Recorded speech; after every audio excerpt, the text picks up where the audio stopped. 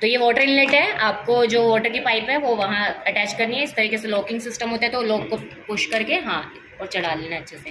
तो ये टाइट होना चाहिए अच्छे से, और ये फिर आपकी जो भी वाटर में जहाँ भी बकेट होगा आपका वहाँ लगा लेना है। उसके बाद आप देखेंगे सर्विस गन है, सर्विस गन के कनेक्शन आपको इस साइड करने हैं, या आपका आउटलेट वाला है तो यहाँ से हमने ऑलरेडी कर लिया है इसको।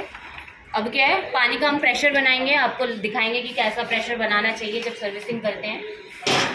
और ये पावर लीड है आपकी मोटर की, उसको कनेक्शन हम कर देंगे यहाँ पे। और अभी हम विंडो एसी को वॉशरूम ले जाएंगे, उसके बाद विंडो एसी को आपने ले जाना है।